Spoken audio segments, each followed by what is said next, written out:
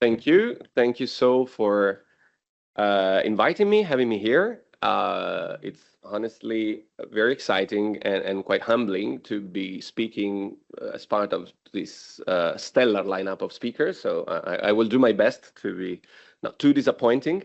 However, let me start out immediately by saying that I'm, first of all, not going to speak about many of the conflicts that seems to me have been at the very heart of the conversations of this summer school. I'm not going to speak so much about what's going on in Gaza.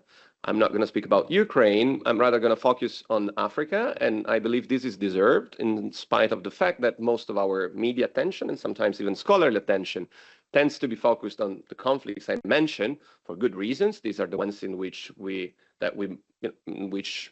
feel most involved, I would say. There is, however, no doubt that the most important conflicts worldwide in terms of victims today or recently are the ones that are occurring in Africa. So if we look at the mere number of victims and civilian victims, by far the conflicts ongoing in Sudan, in DRC, or recently ended in Ethiopia far exceed what we can observe in Gaza included, as well as in Ukraine. Definitely, their geopolitical importance, if you like, is different. But nevertheless, I guess we're not here to talk about geopolitics, but also about humans. Secondly, second reason why I'm probably going to be slightly disappointing is that I proposed a couple of readings, but eventually I realized that I would perhaps twist a little bit my presentation today. So for those of you who read the readings, I'm glad for you. I hope you enjoyed them, but this is not exactly what I'm going to focus on today. Instead, the core of my presentation is about the notion of climate security and the climate security nexus, and its link with African conflicts. What is the security nexus? It's predominantly a narrative, the one that you can see somehow encapsulated and conveyed in both policy relevant as well as scholarly or pop scholarly claims. A famous book dating back to 2012 about so-called climate wars, which are expected to disrupt world order in the coming years, if not already, as well as the idea conveyed in this quote, part of a UNEP, United Nations Environmental Program report of a few years ago, in which Antonio Gutierrez claimed that many conflicts are triggered, exacerbated, or prolonged by the competition of scarce natural resources. Climate change will only make the situation worse. That is why protecting our environment is critical to the founding goals of the United Nations to prevent war and sustain peace. This is, in short, the fundamental claim of the climate security narrative. And Africa provides quite a number of compelling cases to explore and to test and to assess the merit of this narrative. One arguably compelling case is the one referring to the Lake Chad region. It suggests that, first of all, the Lake Chad has been drying, shrinking, and even disappearing. First claim. Second, that this is attributable to global anthropogenic climate change. Second claim. And third claim, that this has been a significant causal or contributing factor to the ongoing security crisis. As many of you probably know, the Lake Chad is home to one of the most violent and long-standing insurgencies in Africa, the one driven by insurgent groups such as what used to be called Boko Haram, today the Islamic State West Africa province, and so on. This narrative has been advanced by no less than the heads of states of all four the states bordering the Lake Chad: Nigeria, Chad, Cameroon, the key regional institutions such as the Lake Chad Basin Commission, Barack Obama, John Kerry, Emmanuel Macron, the UN Secretary Generals Ban Ki-moon and Antonio Gutierrez, and many others. This is underpinned by the iconic image that you see here taken from NASA satellites. Satellite will be a keyword in our presentation, of the Lake Chad shrinking which appears to provide ample illustration of the impact of climate change on fragile Sahelian environment and contributes to shaping the imaginary that underpins the climate security narrative. At the same time, the idea that terrorism and climate change are somehow connected is a very seductive one. It offers international donors the opportunity to kill two birds with one stone by addressing jointly what are arguably two of the most pressing issues facing the international community, thereby overcoming political divides. So the aim of this presentation is to discuss the merit of this narrative. But let me start perhaps by spending a little time in presenting the origin of this. I will not focus solely on the Lake Chad case. I will address and tackle upon a number of cases across Africa, Lake Chad, Sahel, Sudan, and so on, which have been explored more in depth and more frequently evoked in link to the climate security nexus narrative.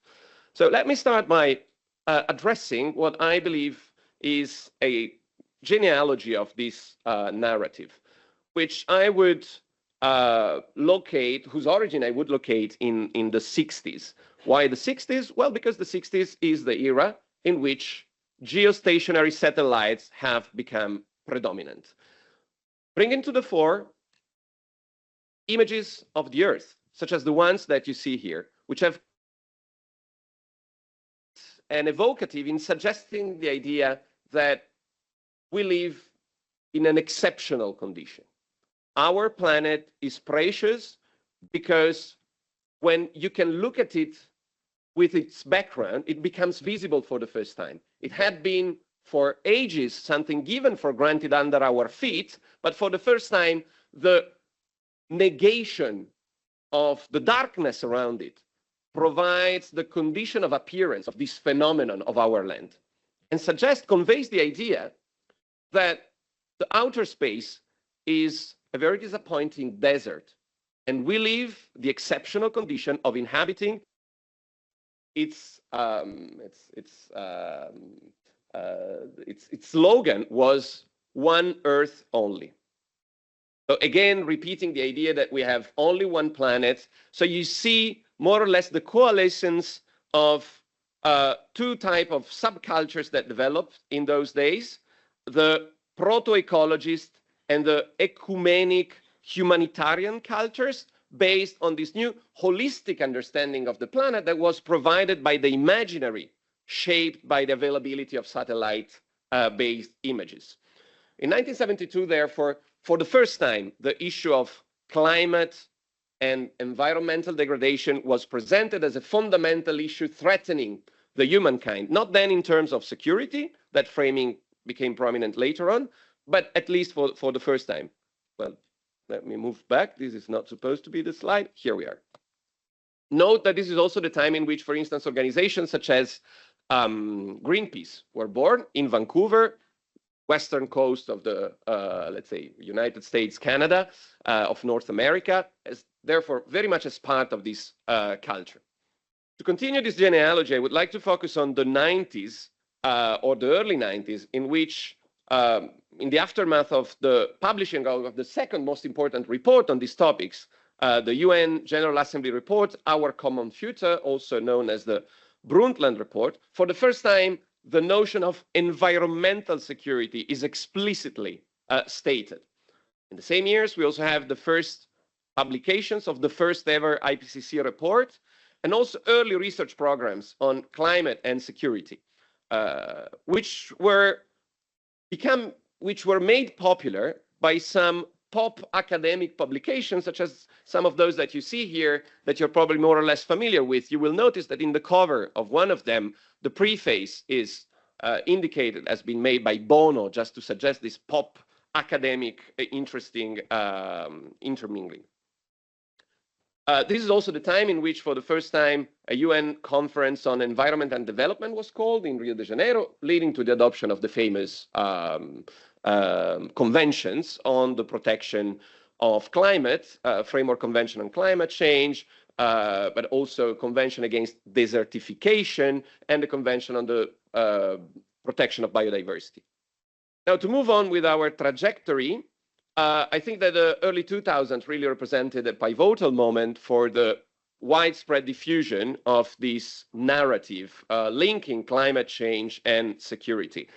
The turning point occurred probably around 2007 and 2009. In those years, the British Foreign and Commonwealth Office head was Margaret Beckett, Foreign Minister of Great Britain, of the United Kingdom, who famously argued that a failing climate means more failed states, thereby securitizing climate change as possibly one of the drivers of the conflicts that the world was experiencing. Note that in those years, UK had the rotating presidency of the UN Security Council and therefore promoted an unprecedented UN Security Council debate on subjects of climate change, security, and energy supplies. In the same year, 2007, there is a UNEP environmental program report suggesting that the conflict in Darfur had in part been driven by climate change and environmental degradation, suggesting that there is a very close link between land degradation, desertification, and the conflict in Darfur. Same year, 2007, October, Nobel Peace Prize awarded to the IPCC, as well as former Vice President of the United States, Al Gore, for an inconvenient truth. What's going on? Oh, I didn't move on to the slide. I'm sorry. This is, I believe, also linked to the fact that 2007 is an important threshold for international negotiations regarding climate change, because in November 2007, there has been a COP meeting of the UN Framework Convention on Climate Change, which for the first time needs to start discussing the post-Kyoto agreement due to expire 5 years later. So there is an increasing urgency to take action, not to lose the momentum and adopt binding rules for the international community. The apex of this decade is arguably represented by a resolution adopted by the General Assembly in 2009, which invited to intensify efforts in considering and addressing climate change, including its possible security implications. Now, this narrative has become subsequently very prominent in link to Africa, as you can easily see from this slide, I believe. It must be stressed that initially African countries were actually quite reluctant to endorse the climate security narrative and were instead much more focused on demanding loss and damage compensation mechanisms.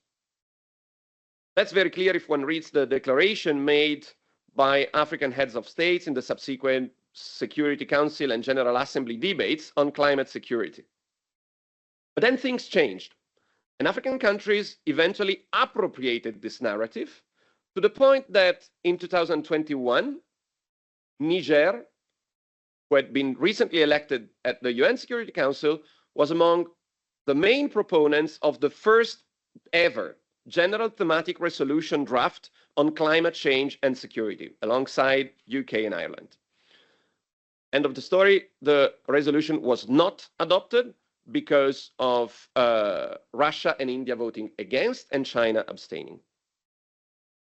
Now, let's focus a little bit more on the inner dynamics and meanings of this nexus as it is articulated by the proponents.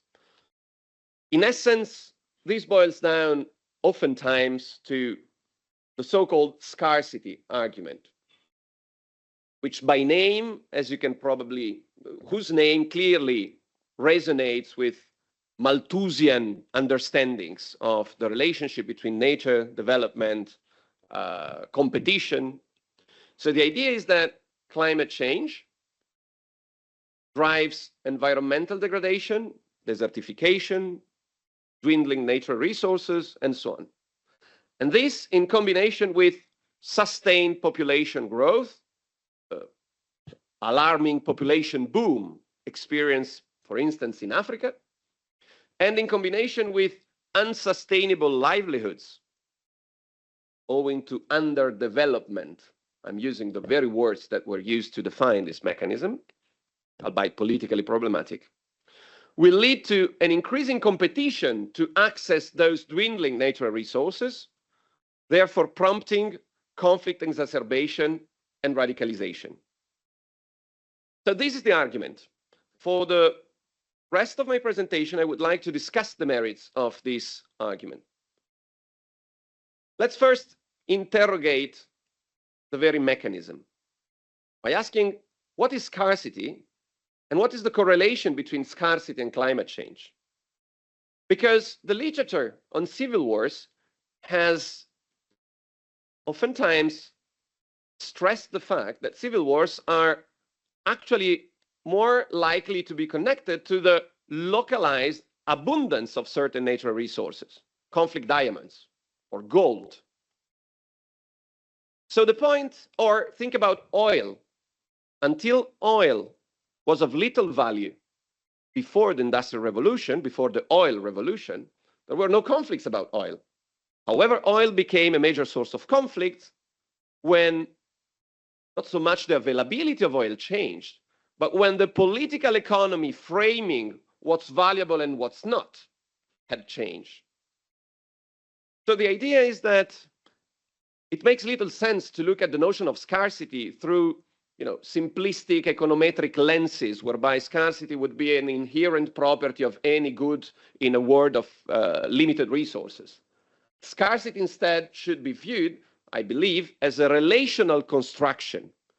That is to say, as part of a dichotomy between abundance and scarcity, which is constructed in the framework of a specific political economy, whereby, for instance, water, the problem is not about water scarcity as such. The problem is when water is valued, including economically, which makes of it, perhaps, the object of conflict. Second, what is the correlation between scarcity and climate change? Well, the correlation is actually very complex.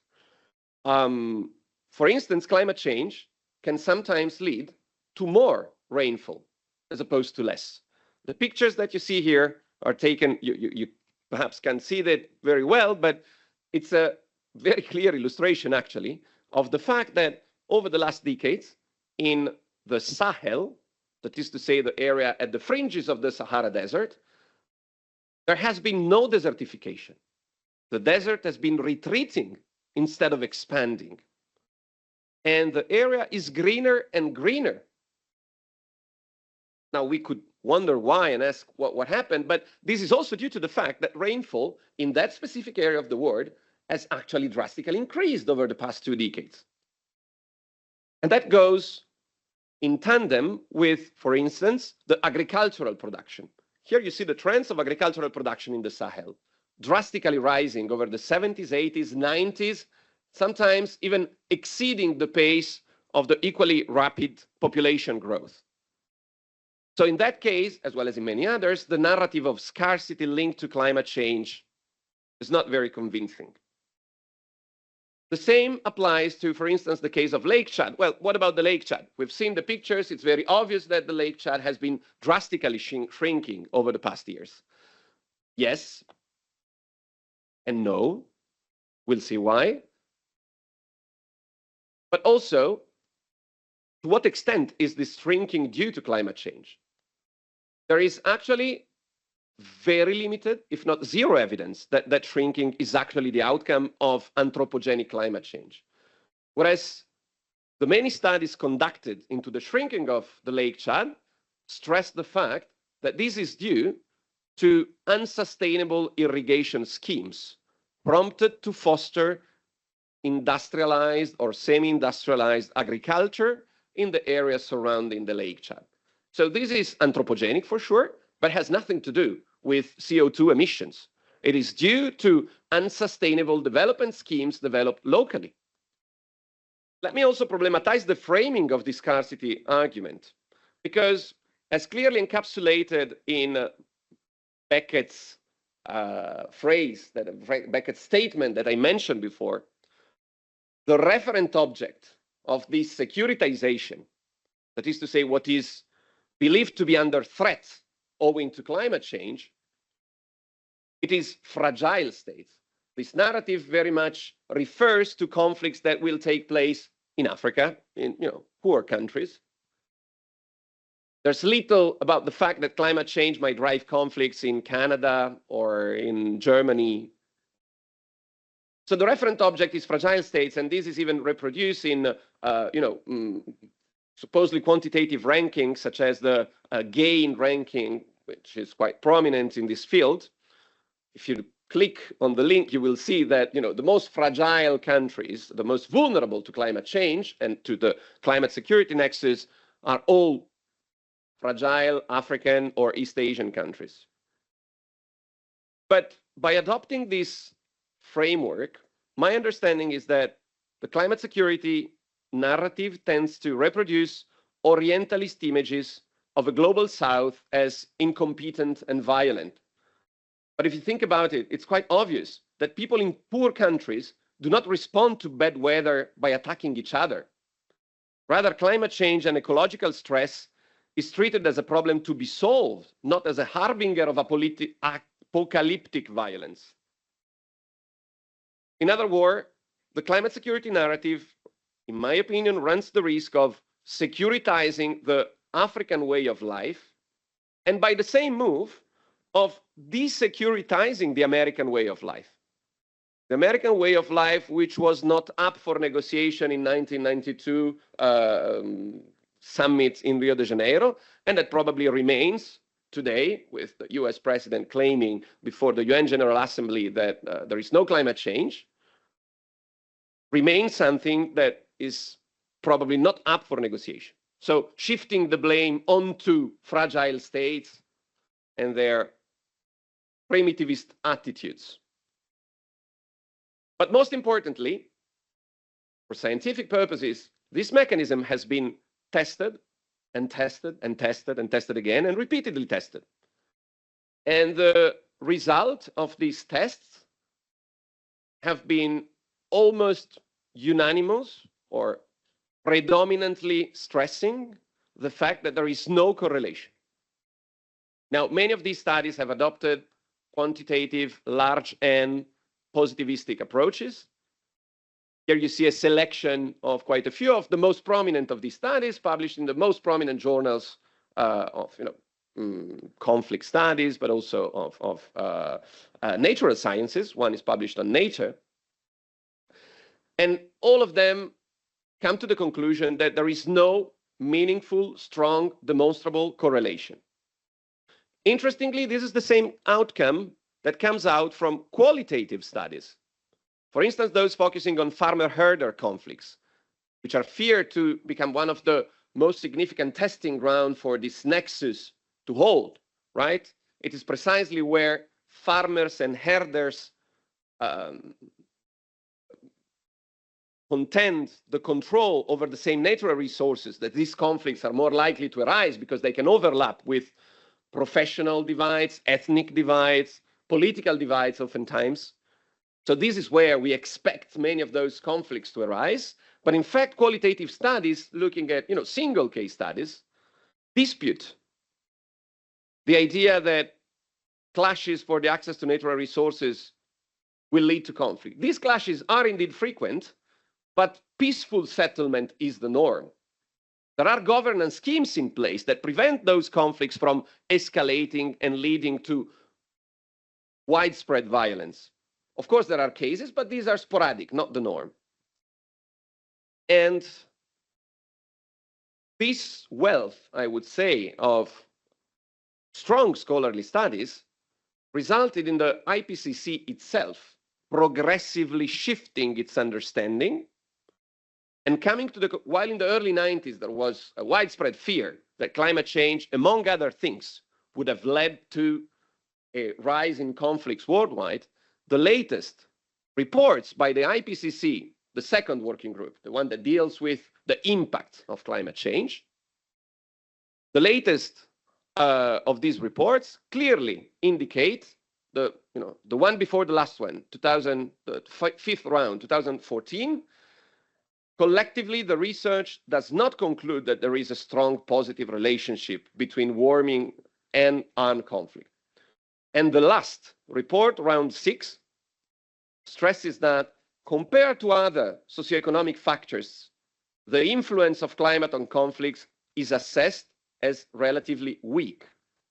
And this is a statement that the IPCC gives high confidence to. And I think another important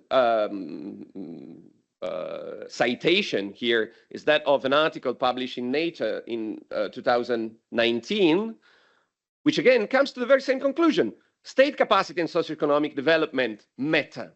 Those are the factors that generally represent the main causes of conflicts, while climate variability potentially only plays a secondary role. I think the language is very clear here in stressing that the evidence we have does not support the idea that there is a correlation between climate change and conflicts. Obviously, this is not to imply a skeptical view on the reality of climate change itself. But while there is overwhelming evidence on the evolution of the geophysical trends and its expected disruptions, their impact on human societies is far more difficult to predict. This is perhaps also linked to methodological challenges in predicting human behavior, which is much more difficult to predict than geophysical trends. Which leads us to speak of the methodology underpinning many of these studies.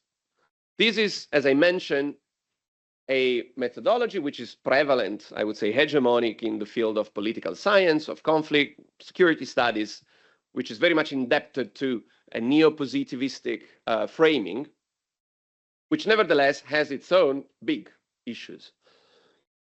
One is that it is based on mining for correlation between climate events, however defined, changing in rainfall, changing in temperature, changing in land coverage, climatic events, and conflict events taking place at the same time in the same place.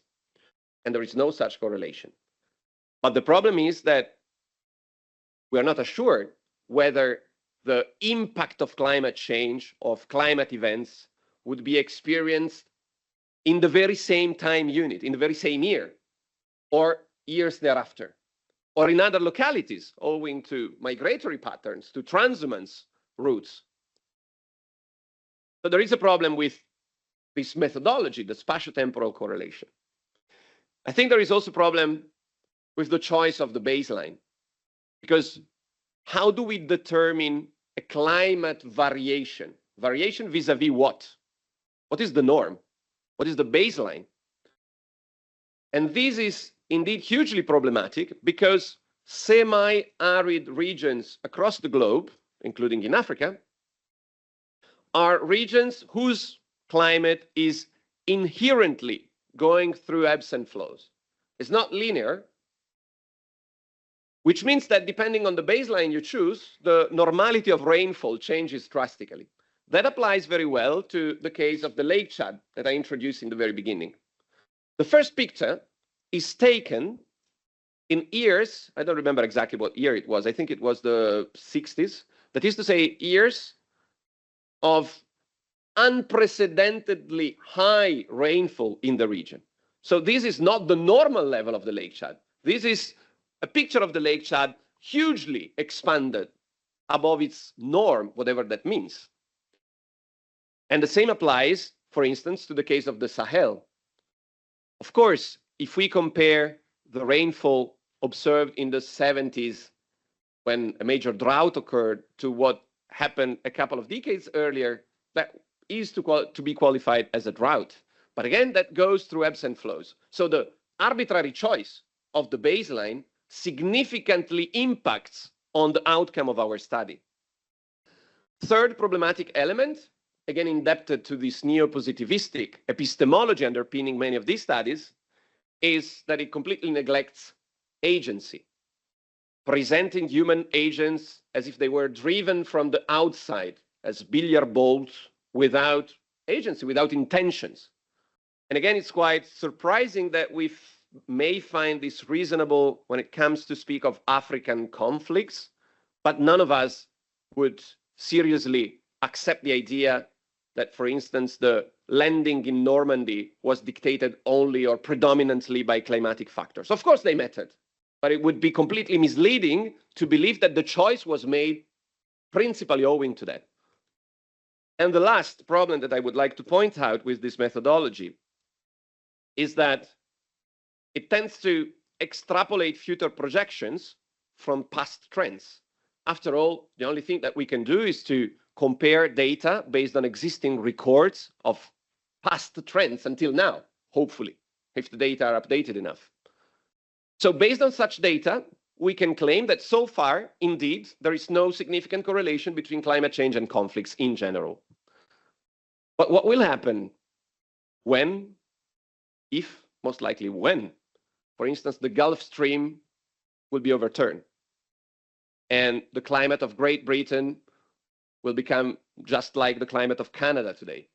We are extrapolating trends, we are extrapolating future projections from trends based on the climate events that we have known so far, some of which we call extreme, but the worst is still to come according to existing projections about climate change. So, and there is little we can do. That we don't have the data, so it's hard for us to tell what is going to happen. Now, let me therefore stress that this state of the art in the scientific literature has been eventually accepted by the international community. I've been talking about this to many policymakers. Interestingly enough, those who have today a responsibility for dealing with these issues oftentimes are not very well aware of the fact that the climate security nexus is a myth. But nevertheless, the most important organizations have eventually accepted the idea that climate change cannot be said to be the cause for conflicts, that there is no evidence for that. It can happen sometimes here and there, but should be demonstrated that this works in the majority of the cases. And instead, they adopted a different framing, claiming that climate change can be viewed as a threat multiplier that may exacerbate security threats pre-existing, such as those caused by poverty, weak institutions, mismanagement of natural resources, and ethnic clashes. This obviously paves the way to a completely different scientific approach in the study of the relationship between climate change and conflict, because the articulation of macro-level climate change and micro-level conflicts is a non-linear and leads to complex, hardly predictable outcomes. So we are not mining for causes anymore, but we are looking for pathways, much more vague in this framing, meaning that present and future research is likely to focus much less on abstract variables, such as the ones that I presented so far, and more on fine-grained context and conflict sensitivity. This is because the narrow focus on abstract variables that have been privileged by large-scale big data studies has proved inappropriate. More qualitative, fine-grained account allowing for contextualization and sociopolitical nuance may be better suited to grasping the complex interactions between climate variability and conflict escalation. One could argue, well, there is a problem with this approach, is that it inhibits generalizations. Fair enough. But maybe after all, this is good news for policymaking. Lacking context sensitivity, one-size-fits-all responses to security challenges have always been recipes for failure. So if I still have a few minutes, I would like then to move on to one specific case study, which is that referring to the conflict in Darfur. There have been several episodes of the conflict in Darfur. I am particularly referring here to the one that occurred, it's still ongoing, the one that occurred in 2003 and 2004, the one that some claim to be a genocide. In 2007, the UNEP report I recalled earlier stressed that there is a very close link between land degradation, desertification, and conflict in Darfur. Again, echoing the narrative of the climate security nexus.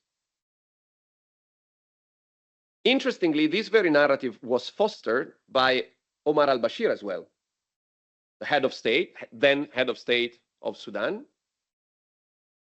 At the very same time, accused of genocide before the International Criminal Court. It's quite obvious that it would have been for him a smart move to shift blame not on his own political responsibilities for perpetrating the massacre of Darfurians, but on the global north for the global emissions. The problem is that this narrative, which has been quite popular regarding the conflict in Darfur, faces several empirical incongruences. One is that the scarcity argument referred to the lack of water, to the desertification in Sudan, is not backed by empirical evidence again. Sudan as a whole, not Darfur in particular, but Sudan as a whole, is not short of water. It's the country through which the Nile flows, and it's been defined as low risk of water insecurity according to the FAO.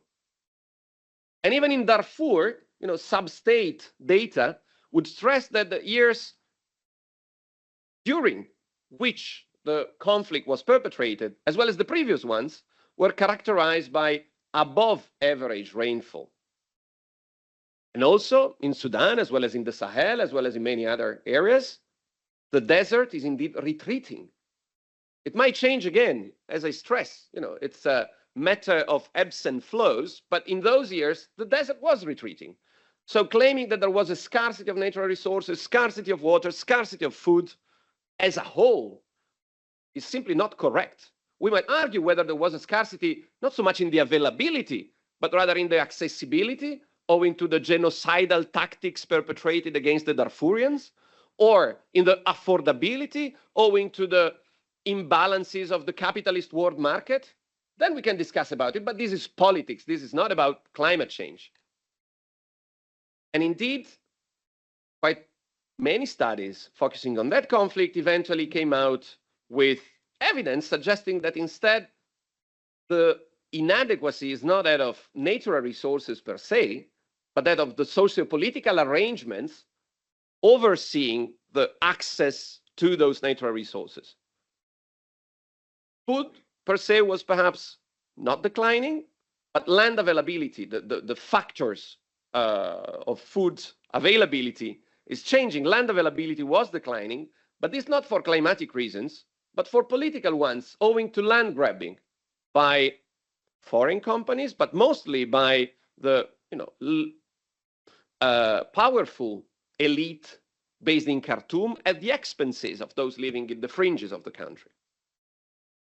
Access to water, too, has been hindered, but this is due to the fact, and not for everybody, but mainly for livestock farmers, and this is mainly due to the fact that water had been diverted and to be used for agri-food industry, which represents the backbone of the Sudan economy. So I think that this case provides quite a convincing, or at least quite a telling story about the problematique of the climate security nexus. Again, I would like to re-emphasize the fact that I'm not claiming here that there is no climate change ongoing in Africa, but that the linkage between the latter and conflicts is very difficult to prove, and so far has not been demonstrated convincingly. Nevertheless, this narrative has been widely appropriated by policymakers worldwide, and especially in Africa, to shift blame, I would say, on their own political responsibilities. I think this contributes to explaining why the then head of state of Niger was heading efforts before the UN Security Council for the adoption of a resolution on climate and security. Because at the same time, Niger was experiencing a major insurrection driven by insurgent jihadist groups, whose origin, according to many studies, has very much to do with the large-scale abuses perpetrated by Niger security forces under the order of this head of state. Therefore, it became quite convenient for him to claim that you shouldn't look at what we did, you shouldn't look at human rights, you shouldn't look at our own use of paramilitaries, you should think of what you are doing in the global north. It's a matter of climate change. This very narrative has been appropriated not only in Africa, it was, for instance, used by Omar al-Bashir in Syria, or Bashir al-Assad, Omar al-Bashir is Sudan, Bashir al-Assad in Syria, in order to, again, shift blame on its own responsibility for the revolt against its power, the Arab Springs. One of the most widely cited articles of those days refers to the fact that the revolt against the regime were due to an ongoing drought. This has been disputed very convincingly by showing that there was not exactly a drought in those years. In fact, those years had been characterized by higher than average rainfall that had nothing to do with the revolt, that had nothing to do with the demands by the insurgents. And so once again, I think this is another case that demonstrates how this narrative may be seductive. It may be seductive for African heads of states. It may be seductive for those organizations, well-intentioned NGOs, who use this narrative to attract attention on the huge problem of climate change by nevertheless spreading possibly fake news about the linkage between climate change and conflicts, which can eventually lead to furthering and perpetuating abuses in the context of conflicts in Africa. Thank you very much for your attention.